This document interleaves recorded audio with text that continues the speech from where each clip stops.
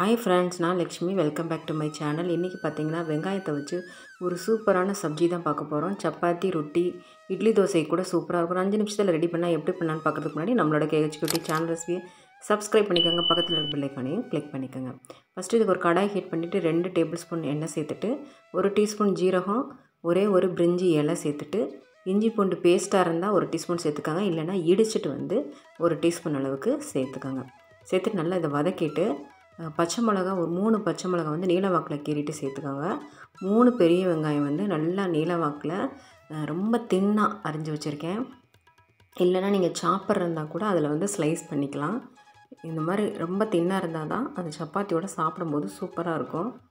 இப்போ இதை நல்லா வதக்கி எடுத்துக்கலாம். கலர் நல்லா இந்த மாதிரி சேஞ்ச் ஆனதுக்கப்புறமா மாங்காய் ஸ்லைசஸை சின்ன சின்னதாக ஒரு 2 பீசஸ் மட்டும் நல்லா ஸ்லைஸாக இந்த தோல் இல்லாமல் உள்ளே இருக்கிறத மட்டும் பல்சஸை மட்டும் நம்ம ஸ்லைஸ் பண்ணி போட்டுக்கலாம்.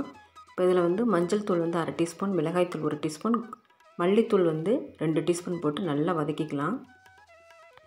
மாங்காய் இல்லைனாலும் பரவாயில்ல, கடைசியாக ஆம்ச்சூர் பவுடர் இருந்தால் சேர்த்துக்கலாம்.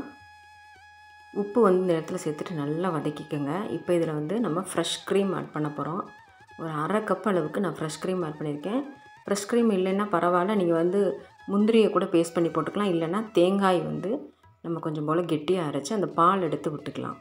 அது நல்லா கொதிச்சதுக்கப்புறமா 1/2 கப் அளவுக்கு தண்ணி விட்டுட்டு நல்லா கொதிக்க விட்டுட்டு கரம் மசாலா 1 டீஸ்பூன் சேர்த்துட்டு நல்லா திக்கானதுக்கப்புறமா கஸ்தூரி மெத்தியையும் கொரியாண்டர் மல்லி இலைகளையும் தூவிட்டு நம்ம சப்பாத்தி, ரொட்டி, இட்லி, தோசைக்கு சுட சுட சர்வ் பண்ணலாம். ரொம்ப சூப்பராக இருக்கும்.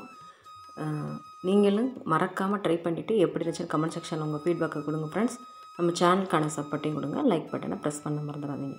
Thank you for watching friends.